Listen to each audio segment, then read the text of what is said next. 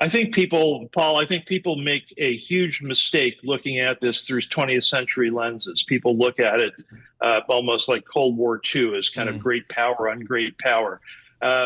But how Trump is actually approaching it, and his people, principally Witkoff and Rubio, refer to this role as a mediator role, and in a lot of ways it very much is. He wants to provide some security guarantees to back up Europe, and that's fine. But he looks at himself as a mediator.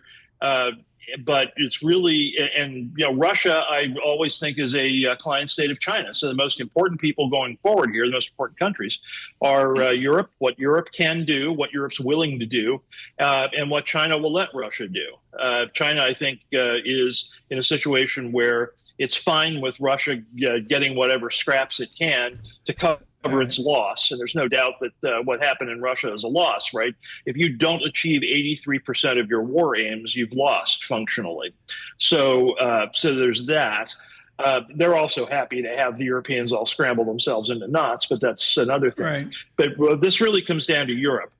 If negotiations fail, Europe has to be willing to go the whole hog on sanctions, including taking the frozen bank accounts that they've got 200 billion euro or more, and doing something with them, ratcheting it up at a time where Russia's in economic straits.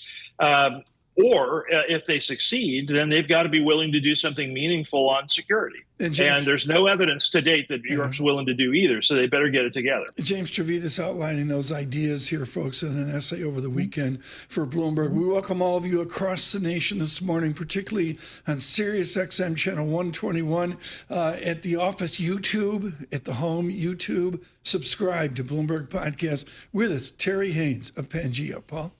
Terry, does the U.S. have a State Department? Is statecraft even alive and well in the U.S. government, or is it simply President Trump kind of unilaterally dealing with various parties?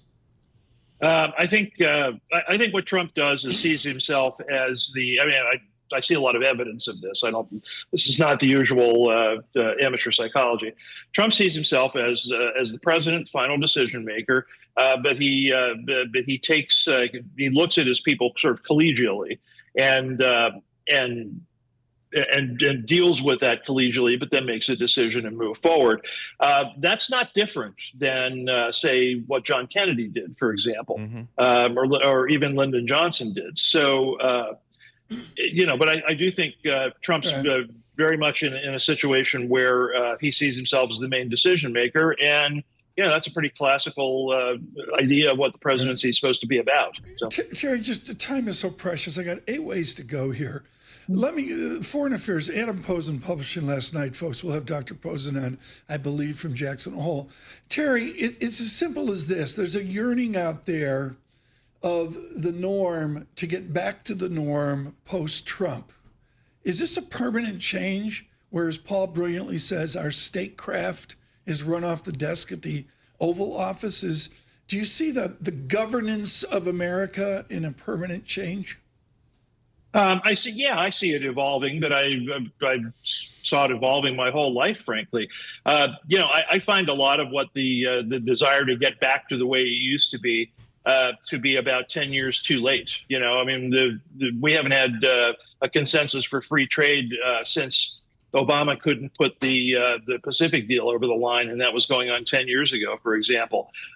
There is a permanent shift in the way that the United States relates to other powers. What you see with Trump, I think, is that you see Trump emphasizing political and economic interdependence among allies, both economically and geopolitically, as a counter to what's going on with China. And he succeeds or he fails at that, but it's a different thing than the great power United States imposing its will on vassal states.